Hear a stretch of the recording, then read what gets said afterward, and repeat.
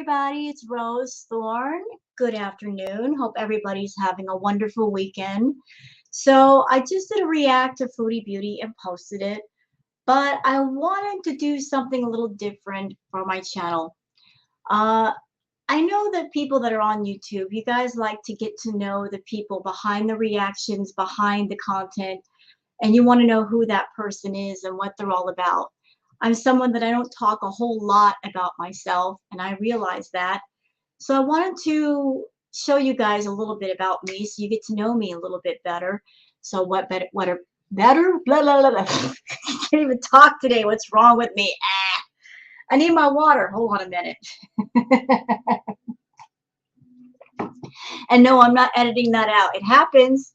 You start talking and your tongue and your lips just don't want to work together. Anyway, so I put together a video of my favorite things and I posted it to my YouTube channel, and I want to show you guys the video and explain what each of those things is and just show you a few of my favorite things so you get to know who I am as a person. So let me just go ahead and pull up the video. 1 second. There we go. So there's a video. It's unlisted right now. I'll unlist it in a minute after I do this commentary video. So as I said, this video contains some of my favorite things. And of course, you guys know I have to start with my cats because I do love my cats dearly. I love them more than life itself. This is my cat, Booger. I've had her for 7, 8 years, I think, and she is a 7 to 8-year-old female. How I came to have Booger is my other cat, Snowball, who was 17 years old, she passed away, and I swore after her passing that I would not get another cat. And look at me over here with 2 cats. How did that work? The universe just said, no ma'am, you are a cat mama and you always will be, so just get used to it. So this is Booger. And as far as my cats go, she's the more quiet one. And she's a very quiet cat. If anybody, you're watching my reacts, she is not the cat that you hear in the background. The one that you're hearing all the time is Sparky. And he's my male cat. He's my male Tom. So this is Booger, and she is a mama's girl. And she always wants me to cuddle up with her, hold on to her, pet her. She's straight up a mama's girl. As a matter of fact, when Sparky starts to act up, she backs mama up. She'll get on to him too. Like, you better listen to mom. You better not talk back to her. So this is my girl. This is my little Booger kitty. And if anybody wonders, why did you name her Booger? Like, what kind of a name for a cat is Booger? Well, her name was supposed to be Rags. That was her original name, was Rags. But when she was a baby, she was so rambunctious. I would be sitting in my computer chair with my hand hanging off the side. Booger would literally jump up and grab onto my hand with her little tiny nails. And anybody that's ever had a kitten, you know those nails are really, really sharp. So she would jump up and grab onto my fingers and my hand, and I would look at her and go, you're such a booger, you know. And it happened so much that she just came to know that as her name is Booger. So I didn't name her to be gross. It was just, she just picked up that name and it stuck. So let's move on with the video. So that's Booger. That's Booger cat. And there we go. There's my other cat, Sparky. And Sparky is my male Tom. He's about a little over a year old, and he's still growing. He is a big cat. He's still growing. I don't know. There must be some kitty miracle grow in my house that I am not aware of, because he gets into it every night, and every time I look at him, he just looks bigger to me. But anybody who watches my Reacts videos, you've seen Sparky. You've certainly heard Sparky. He's very mouthy. And he's not mouthy because he's in distress or sick or anything. He just likes to talk. He's a very talkative cat. I don't know if he's like half Siamese or what, but he's a very talkative cat. But just like with Booger, she's a mama's girl. He's a mama's boy. He's always following me around the kitchen, and he's the cat that when I walk anywhere, he's always weaving in and out of my feet and in my legs, brushing up against my legs. You know, he's just all about, I want attention, Mom. I want attention. And he likes to lay beside my keyboard when I do my reacts, and sometimes it's hard to do it because he's always sitting there laying there on top of my keyboard. I always try to lay on my keyboard. Son, why are you laying on my keyboard for? I gotta use that.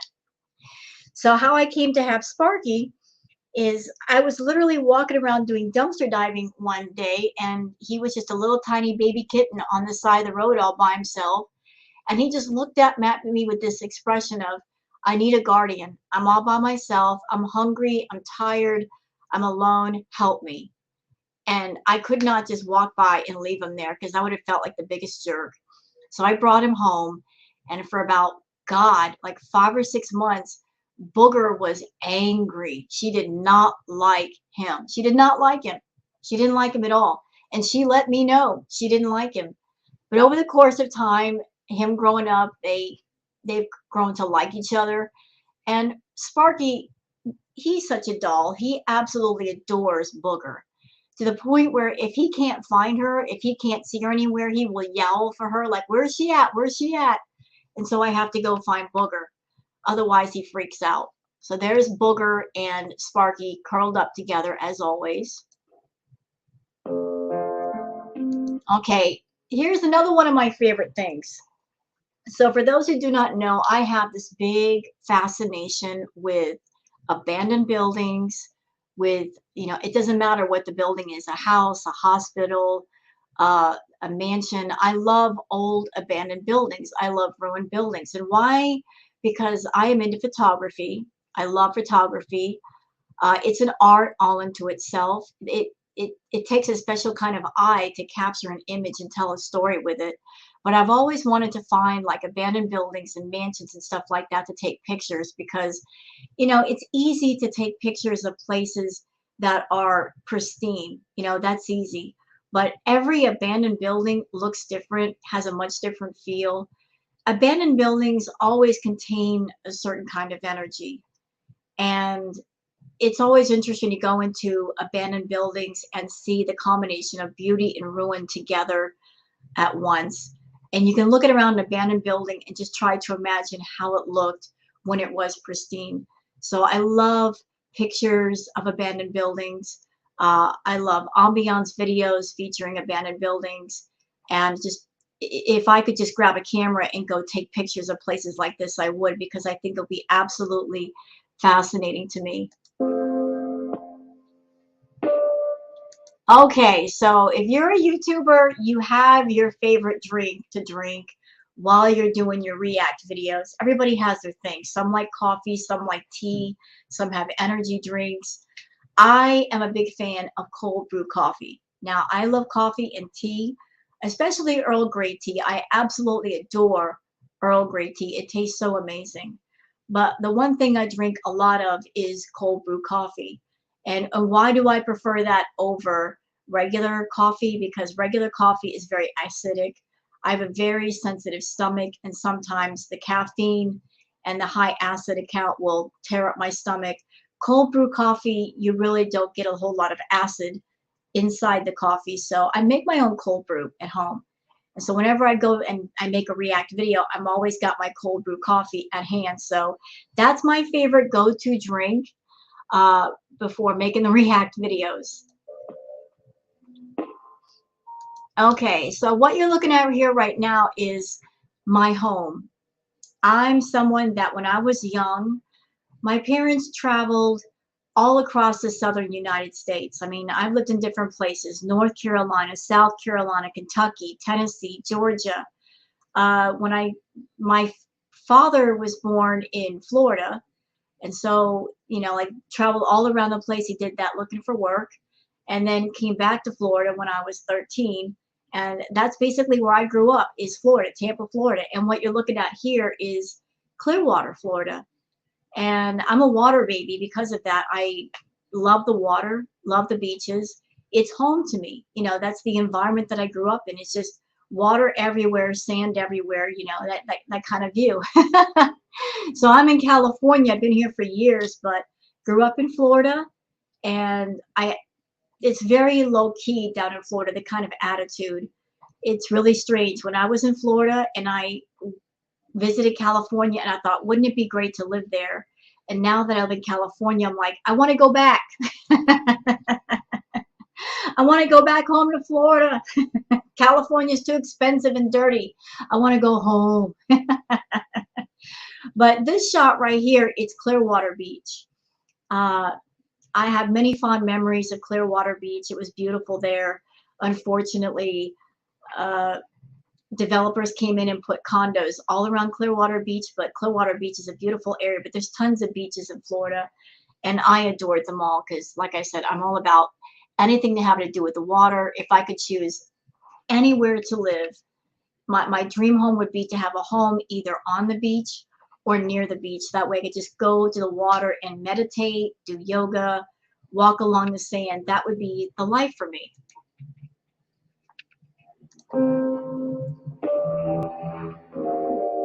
Okay, so everybody's got their favorite place. I have a couple of favorite places. You'll see the next one after this one. I love bookstores, any kind of bookstores.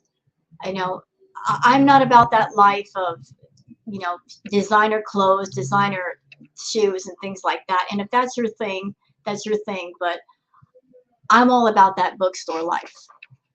Used bookstores are especially my favorite because you just never know what you're going to find in them. But I love books, love books. I love reading.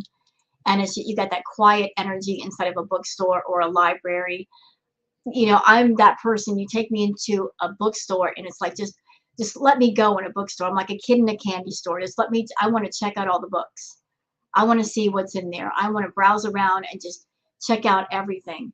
Call me weird, but I find it fascinating to just go into a place where you've got so much knowledge stored in one place. And I just want to absorb all the knowledge. You know, I like being that person that I like helping people. I like being that person. They say, I've got a problem. I can say, well, I know about that. Let me help you with that. Or, you know, this is what you need to know. But for my own personal benefit, just learning all the time is just very appealing to me. So bookstores, used bookstores, I could spend all day in a Borders bookstore or a used bookstore, just get lost in it. You know, bookstores are one of my favorite places.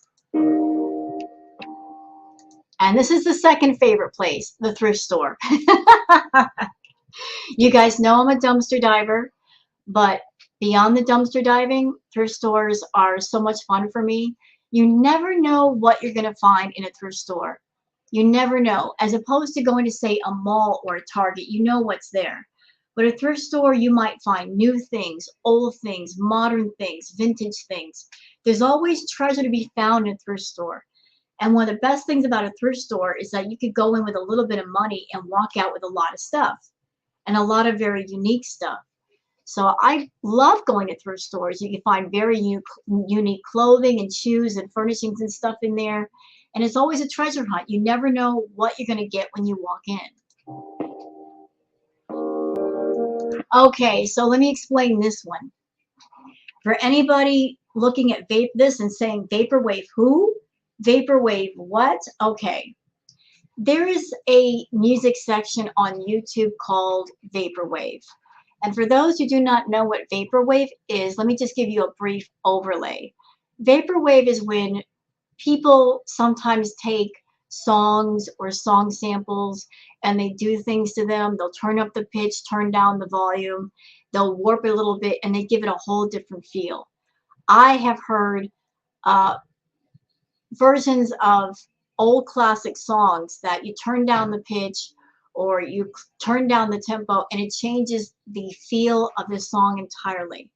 But in Vaporwave, there are many different elements that are also added, like jazz and funk and soul. And Vaporwave is very fascinating to me because it's just a mixture of so many different things. It's ambient music. It could be, there's so many different genres of Vaporwave. There is like, you know, like some of it sounds very dark, some of it sounds very relaxing. It's just very relaxing to me. I love Vaporwave. I love the aesthetics of it. There's mall soft, which is basically, it mimics mall music. It's very soft, very muted. You've got jazzy influences. You've got blues. I mean, it's so fascinating. It's so fascinating. So for anybody who's looking for something different, something maybe relaxing or just off the cuff, I recommend Vaporwave. I'm a big fan of Vaporwave. For those who do not know, I write poetry and I write short stories. And I'm a big fan of poetry, a big fan of poetry. Uh, love all poetry books, but my favorite poetry is modern poetry. I can't really get into like the old school romantic poetry. I just can't relate to it. Uh, the romantic ideas, just not that kind of a person. But poetry to me is beautiful. Anybody who, if you're a music fan, you like to listen to songs on the radio, essentially poetry, it's the songs are just poetry set to music. So whenever you listen to music, you're listening to poetry set to music. So by default, you're also a fan of poetry. But I have my different authors that I'm a fan of, and you're going to see that next. But I love poetry, and I especially love spoken poetry. There's many different videos of spoken poetry on YouTube. I recommend checking them out because to me, there's nothing more beautiful than somebody getting up on stage, reciting spoken poetry, and it's very emotional. It's very real. It's very honest. It's very gritty. And, you know, you're not just hearing the poetry, you're hearing it from the person who wrote it, and you're hearing it with a whole lot of heart. All right, all right. Listen, everybody's got their thing, what they're obsessed with, what they do too much of. I got a big problem when it comes to candles and incense. I've got too many candles and I've got too much incense. Everybody has seen my incense collection. I have a problem. Yes, I know. But I can't help it. I love things that smell good, and candles are very relaxing as well as smell good. So anybody want to know what my favorite things are? Well, incense. I love incense. I love candles. I like big warm fuzzy socks. I've got an entire collection of fuzzy socks. It's ridiculous how big my fuzzy sock collection is. Almost as big as my incense collection is. But I like things around me that relax me. I'm not about that life of drinking or doing drugs. So if you're not about that life, you need something to relax you, you turn to other things. Hence why I'm into candles and incense and ambient music and listening to music. I try to use other things to help me relax and maintain my stress. Stevie Nicks. Stevie Nicks. She is an icon. She's a wonderful singer. But what I loved a lot about Stevie is her sense of fashion. Uh, I love her sense of fashion, especially like in her younger days. She is the queen of boho. She's the one that started the whole movement of the bohemian fashion. I love the shawls, the long flowing skirts, that sort of hippie gypsy look. Love it. Could do it all day long, every day, during winter, spring, and summer. That's how I like to dress. How she's dressed like there. That's basically it, looking like a combination between a fairy, a gypsy, a witch. Yeah, I'm all about that life. Even at being 51 years old, I still love dressing like that. You know, there's nothing wrong with looking sharp and in a business suit. That's really classy and pretty too. But for like casual, this is where I go to right here. For people looking at this picture and saying, what the crap is that? That's leather. Those are pieces of leather. I love leather. I love the smell of leather. I like the feel of leather. It's just a very sensual, sexy thing. It's very comforting for me. So that's just a weird part of me. Just I like leather. I don't have a whole lot of it, but I just like leather. That's all there is to say. Y'all know I play World of Warcraft, or if you don't know, now you know. I've been a WoW player for over 11 years, going on 12, and I love playing World of Warcraft. I'm a big nerd, yes I am, and I love playing video games. It's fun and relaxing to me. I'm not one of those people that I play all day, every day, all night. I don't do that. I'll just play for a while and get into it, use it to relax and de-stress and decompress from work. But World of Warcraft is a lot of fun for me. It's a lot of fun. I always like to say my second home is Azeroth. Anybody that plays WoW will get what I just said.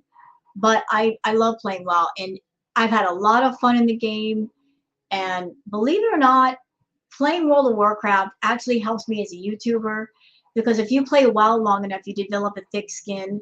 So anybody saying anything nasty to you on YouTube, you know, it's not going to hurt you as much, because, you know, you're a gamer, you develop a thick skin playing video games. And I got to show what side I'm on if I'm playing World of Warcraft. For the Horde. Don't get mad at me for anybody out there playing Alliance. Don't boo me right now. If you play Alliance, we're cool, because we're all for Azeroth, aren't we? But I've always been about the red and the black. You know, for the Horde. Orgrimmar. Not Stormwind. Boo, all of you Alliance people. No, I'm kidding. I am kidding. You might be a double agent. We can still hang. But I love playing for the Horde. Sophia Loren. Why do I have her picture up here? Not just because she's an absolutely beautiful woman. She is. She's always been beautiful. She is an icon, and everybody looks up to somebody. I look up to Sophia. Why?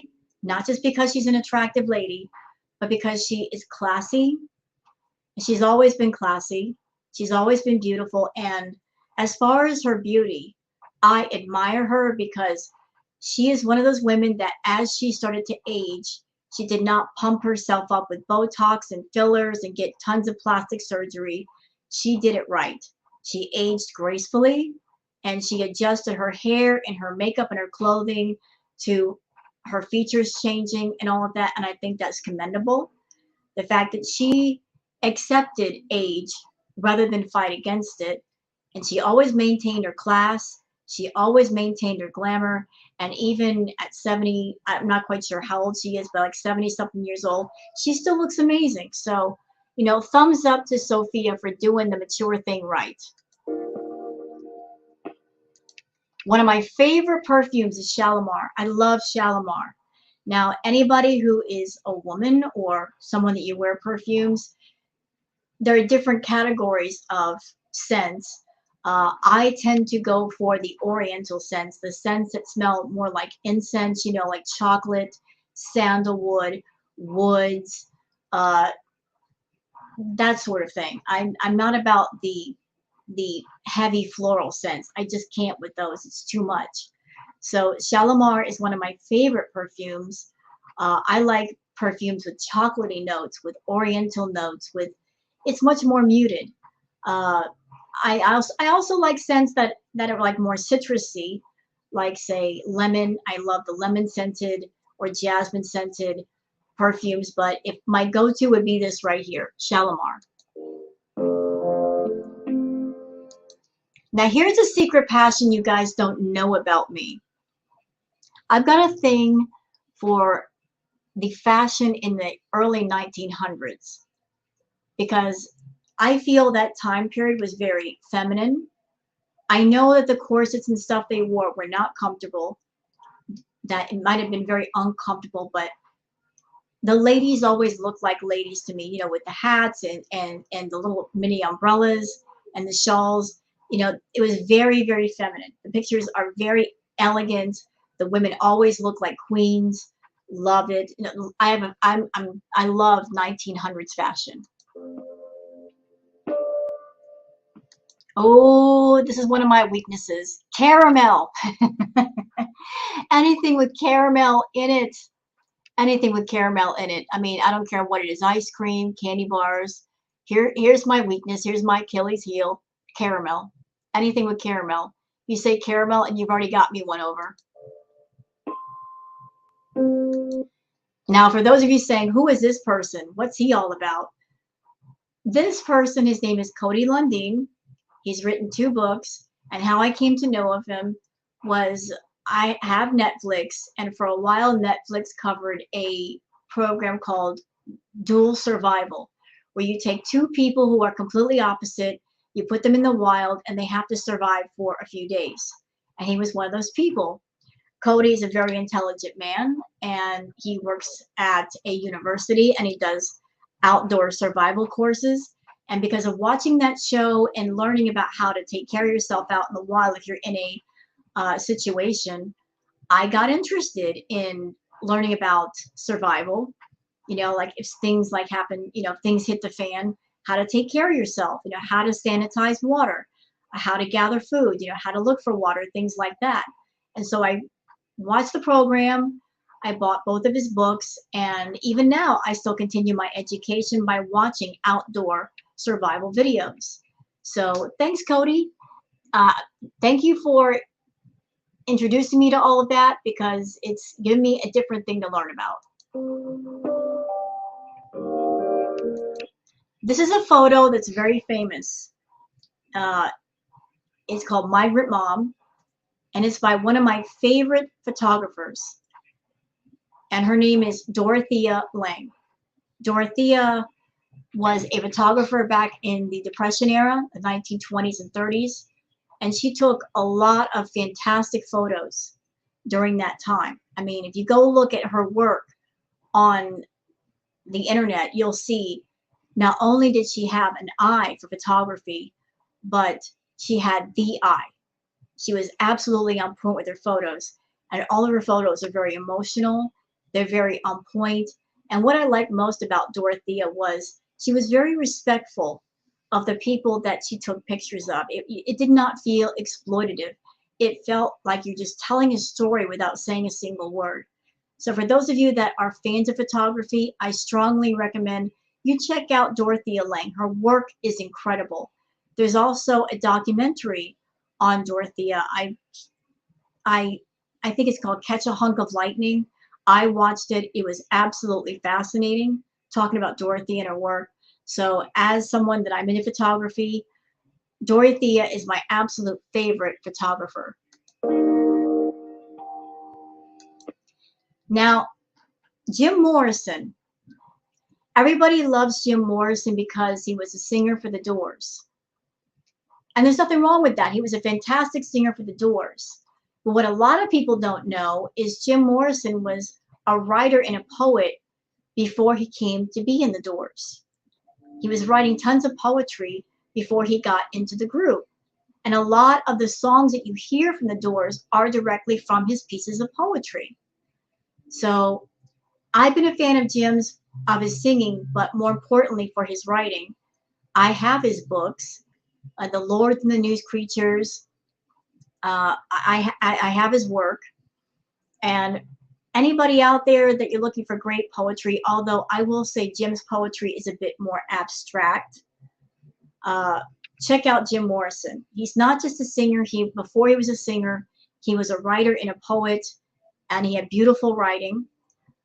If you want to hear Jim's writing put to kind of music, can I recommend checking out An American Prayer, which is amazing. It's so excellent. But Jim's poetry is just as important as his singing. And this is another one of my favorite writers, Charles Bukowski. Charles Bukowski, brilliant man. He was a unique character. Brilliant writer. He wrote with so many things. It was gritty, it's raw, it's emotional, it's brilliant, it's in your face. I like to say that, he was an alcoholic bastard, but he was a brilliant bastard. He was. He was not shy to say that he was a womanizer, a whore chaser, an alcoholic. He's lived in the gutter. He's lived in different places. But he took all of those things that he's done and he put them into his writing, and his writing is just absolutely outstanding. He's got well over 30 books out. I happen to have more than half of those. I've got all of his poetry books, save for a couple that are rare to find. But I've always enjoyed Charles's work. Music. I love music. I love music. I'm always running around on YouTube looking for music. Always on the lookout for new, different kinds of music. I don't care what kind it is. It's not just about seeking out famous groups. I mean, there could be abstract music that you just fall in love with. Music has been my go-to for basically calming down, for being inspired. Sometimes I'll put music on when I write poetry because it's weird. When I write poetry, I can't just sit in a room by myself with no sound at all. I won't get inspired that way. There has to be something going on, either it being in a crowded room with people talking, and then all of a sudden the ideas will start coming, or I'll put music on, and then it's like the music puts a story in my head, and I have to put it on paper.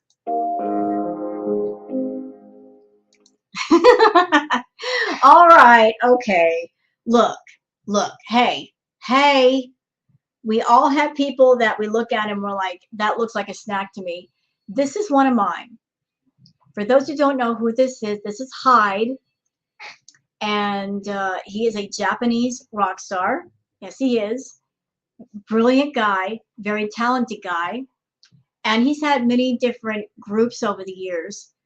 He started out with a group called Lark and Seal, which translates to rainbow, and then he moved on to his group called Vamps, which that's what this picture is from. It's from Vamps. Anybody that's into really hard-hitting rock and roll, I suggest you check out Hyde. He's a great singer, and you know, the man is well preserved. You know, he's in his 50s and he does not look it. Does not. He's beautiful. Okay, I said it. I gotta say, Hyde is beautiful. He's a snack. I had to put that in here. But if you guys are looking for great music, check out Hyde. Just look for Hyde or Hyde and Vamps, and you'll find his stuff. And trust me, that's a rabbit hole worth diving down into. And here's another one. Yoshiki, Japanese rock star. Yoshiki, he's the drummer for a band called X Japan. But aside from that, he's a composer, and he plays piano, and he's done many classical pieces as well. With the X Japan music, you hear a lot of the classical influences in there as well. So he was in X Japan. He's done his own solo stuff. He has his own clothing line. He does many different things. He's into fashion, art, brilliant guy, as well as easy to look at. There he is again. Oh wait. There was one that got accidentally left out. Doggone it. Okay, we've seen this. Thank you. I put in Jason Momoa. Where was Jason Momoa? So add Jason Momoa to that mix. Jason Momoa, great actor, good-looking guy. You guys already know about my obsession with Jason Momoa. Very good-looking guy. But that was it for my Get to Know Me video. Hope you guys have enjoyed it. Maybe you learned a little bit about me. If you like this one, I could do more later. But I just wanted to put some quick things together to kind of give you guys some hints about it in bed. Doggone it. My tongue's just not working today. Ugh, I need some breakfast. Anyway, hope you guys have learned some more stuff about me. If you want to see more of this, let me know. And I'm going to go ahead and cut off the video now and get started with other stuff today. So thank you so much for watching. Hope you learned some stuff about me. And please take care. Bye-bye.